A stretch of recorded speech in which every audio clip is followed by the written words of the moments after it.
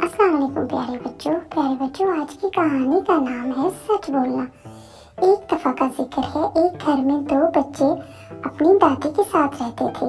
एक दिन दादी बच्चों के कमरे में दाखिल हुई तो उन्होंने देखा कि बच्चे बहुत परेशान हैं। दादी ने पूछा, बच्चों आप क्यों परेशान हो? तो बच्चों, मारिया ने जवाब दिया, दादी आज स्कूल में एक मसला हो गया है और मुझे समझ नहीं आ रही कि मैं क्या करूं। यहाँ तक कि अब्बू से भी इस मसले का हल नहीं निकल रहा।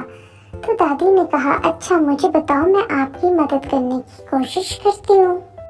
तो बच्चों, मारिया ने अपना मसला बताना शुरू कर दिया। आज स्कूल में मुझे अपना पेन नहीं मिल रहा था। मैंने सोचा शायद किसी बच्चे ने चोरी कर लिया है और ये बात मैंने टीचर को बता दी। टीचर ने क्लास में सबसे पूछा लेकिन किसी ने कुछ ना कहा और अब टीचर ने कहा है कि अगर कल तक चोरी करने वाला बच्चा सामने ना आया तो वो सबको सजा देंगी। दादी, जब मैं घर पहुंची तो वो पेन तो मेरी टेबल पर ही पड़ा हुआ था। मैं उसे सुबह बस्ते में डालना ही भूल गई। दादी जान, अब मैं अगर कल टीचर को सब कुछ सच सच बता दूंगी तो सजा तो मुझे ही मिलेगी ना, और अगर मैंने ना बताया तो सजा पूरी क्लास को मिलेगी। मुझे समझ नहीं आ रही मैं क्या करूं, आप ही कुछ बता दें। दादी ने कहा, मेरे ख्याल में ये फैसला आपको खुद करना चाहिए। मैं आपको एक कहानी सुनाती हूँ, शायद आपको इसकी मदद से फैसला करने में आसानी हो जाए। तो बच्चों, दादी अम्मा ने कहा, एक घने जंगल में आम के दरख्त पर बंदरों का एक झुंड रहता था। उन बंदरों का एक बादशाह भी था जिसने बाकी बंदरों की ये जिम्मेदारी लगाई हुई थी कि एक भी फल दरिया में ना गिरे। लेकिन बच्चों, तमाम एहतियात के बावजूद एक दिन एक पका हुआ फल दरिया में गिर गया। बंदर बादशाह बहुत परेशान हुआ। उसने तमाम बंदरों से कहा, दोस्तों हम बरसों से इस आम के दरख्त पर खुशी से रह रहे हैं, लेकिन अब मुझे डर है कि इंसानों ने पहले कभी आम नहीं खाया। अब अगर उन्होंने आम चख लिया तो हमारा यहाँ रहना मुश्किल हो जाएगा। तमाम बंदर डर गए, लेकिन बंदर बादशाह ने इन्हें तसल्ली दी। वो आम एक मछली पकड़ने वाले को मिला। इसने पहले कभी आम नहीं देखा था, इसलिए वो उसे लेकर अपने बादशाह के पास चला गया। बादशाह ने उस आम को हैरत से देखा और अपने वजीर से उसके बारे में पूछा। वजीर ने जवाब दिया, ये एक नायाब आम है, ये बहुत लजीज होता है और गहरे जंगलों में ही उगता है। अगले दिन बादशाह और उसके सिपाही आम की तलाश में जंगल में गए।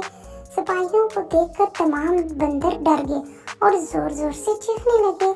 बादशाह ने तमाम बंदरों को मारने का हुक्म दिया ताकि वो आम के दरख्त पर कब्जा कर सके। बच्चों, ये सुनकर बंदर बादशाह ने वहाँ से निकलने का मंसूबा बना लिया। मंसूबे के मुताबिक बंदरों को वहाँ से निकलकर दरिया के दूसरी तरफ अंजीर के दरख्त तक पहुँचना था। बंदर बादशाह ने तमाम बंदरों को आम के दरख्त के पास भेजा।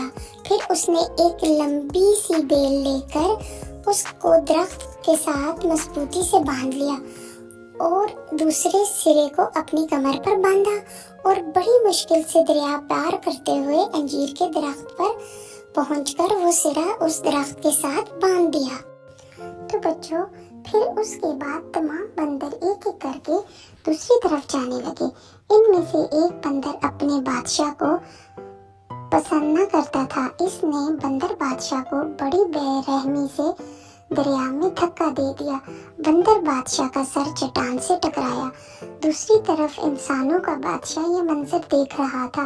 उसे बादशाह बंदर पर बहुत तरस आया और उसने आगे बढ़कर बंदर की मदद करने की कोशिश की। लेकिन बच्चों, बंदर बादशाह ने इसे मना कर दिया और कहा कि वो खुश है कि उसके बाकी के लोग महफूज हैं। ये कहकर बंदर बादशाह मर गया।